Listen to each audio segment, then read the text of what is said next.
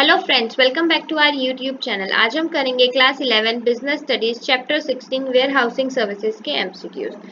तो चलिए बिना देरी के आज के एमसीक्यू वाले लेक्चर को स्टार्ट करते हैं। पहला एमसीक्यू क्या कह रहा है? The storage houses where finished good raw materials और something else is stored in is known as. वो जगह, वो हाउसेज, वो स्टोरेज हाउसेज जहाँ पे हम फिनिश्ड गुड रॉ मटेरियल या और कुछ सामान को स्टोर करके रखते हैं उसको क्या कहते हैं? Waste house, watch house, warehouse या ऑल ऑफ दिस। तो उसको हम क्या कहते हैं? Ware house.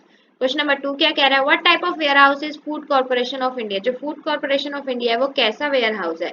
क्या वो कॉर्पोरेट है, प्राइवेट है, बोथ ए एंड बी है, या option number D that is government warehouse है? तो जो फूड कॉर्पोरेशन ऑफ इंडिया है वो इंडियन गवर्नमेंट के अंडर है और उसका जितना भी प्रोडक्ट होता है, फिनिश्ड गुड्स होता है या रॉ मटेरियल होता है, वो किस वेयर हाउस में करा जाता है? वो गवर्नमेंट वेयर हाउस में स्टोर करके रखा जाता है। तो इसीलिए जो फूड कॉर्पोरेशन ऑफ इंडिया है वो क्या है? गवर्नमेंट वेयर हाउस है। क्वेश्चन नंबर 3 क्या कह रहा है? What is the warehouse called whose advantages can be availed by every member of the society. ऐसे वेयर हाउस को क्या कहते हैं जो सोसाइटी का कोई भी मेंबर उसको अपने यूज के लिए इस्तेमाल कर सकता है? वे public warehouse, private warehouse, corporate warehouse, none of this. तो इसका correct answer will be option number A that is public warehouse. नाम से ही पता चल रहा है कि पब्लिक वेयर हाउस है तो किसी भी उस कंट्री के किसी भी पर्सन के लिए वो अवेलेबल होगा। नेक्स्ट क्या है? What are those warehouses called in which the custom officials detain the imported goods for which the taxes have not been paid. उन वेयर हाउस को क्या कहते हैं जब कस्टम डिपार्टमेंट जो हमारा होता है जो उन गुड्स को अपने पास जब्त कर लेता है? क्यों? क्योंकि उस पे टैक्सेस को पे नहीं किया जाता। तो वो क्या कहलाते हैं ऐसे warehouse?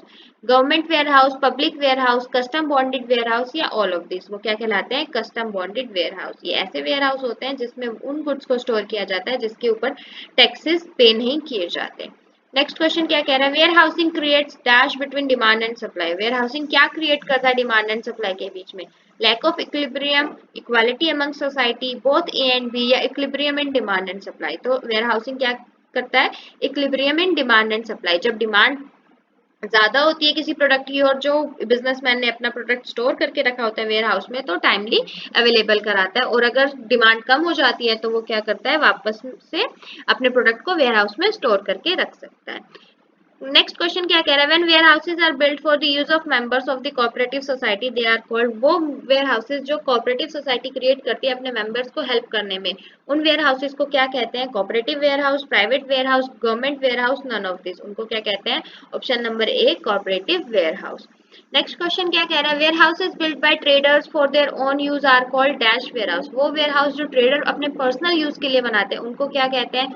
Government warehouse, public warehouse, private, या ऑल ऑफ दिस। उसको हम कहते हैं option number C that is private warehouse. Next क्या है? Warehousing creates utility. Warehousing कौन सी यूटिलिटी क्रिएट करता है? Place utility, risk utility, form utility, या टाइम यूटिलिटी। तो वेयर हाउसिंग क्या क्रिएट करता है? टाइम यूटिलिटी क्रिएट करता है। टाइमली गुड्स को मार्केट में अवेलेबल कराने में मदद करता है। नेक्स्ट क्या है? Cold storages are most suitable for. जो कोल्ड स्टोरेजेस होते हैं वो किस लिए सुटेबल होते हैं? Perishable goods, raw material, finished goods, none of this. तो इसका करेक्ट आंसर क्या होगा? Perishable goods. पेरिशेबल गुड्स वो गुड्स होते हैं जिनके जो जल्दी खराब हो जाते हैं, जैसे हमारी फ्रूट्स एंड वेजिटेबल्स या डेयरी प्रोडक्ट। नेक्स्ट क्वेश्चन क्या कह रहा है? Which of the following is not a type of warehouse. नीचे लिखे हुए ऑप्शंस में से कौन सा एक वेयर हाउस का टाइप नहीं है? Government warehouse, public warehouse, shop, या ऑल ऑफ दिस। तो इसका करेक्ट आंसर क्या होगा? शॉप। शॉप क्योंकि वेयर हाउस नहीं होता है। नेक्स्ट क्या? Proper location and economy are the features of an ideal warehouse. एक आइडल वेयर हाउस के, एक अच्छे वेयर हाउस के प्रॉपर लोकेशन और इकोनॉमी एक बेस्ट फीचर है। False, may be true, true, yes it is true.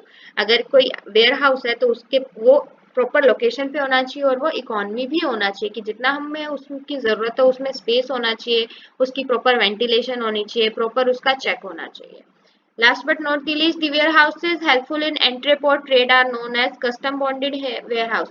वो warehouses जो जब हम एक कंट्री से परचेज करते हैं गुड्स और हमें उसको दूसरी कंट्री को बेचना होता है, तो वो जो गुड्स आता है उसको हमें जब स्टोर करना होता है तो वो गुड्स हम कहाँ पे स्टोर करते हैं? कस्टम बॉन्डेड वेयर हाउस में स्टोर करते हैं। क्यों? क्योंकि उसमें कुछ कस्टम ड्यूटीज भी लगती हैं।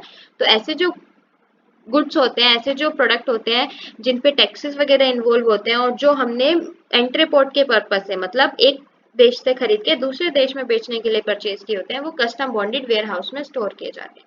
तो बताओ इसका आंसर क्या होगा? ट्रू, फॉल्स, कान से, नन ऑफ दिस। तो इसका आंसर होगा option number A that is true. इसी के साथ हमारा ये लेक्चर भी समाप्त समाप्त होता है। अगर आपको कोई डाउट है तो प्लीज आप मुझे कमेंट सेक्शन में कमेंट करके जरूर बताएं।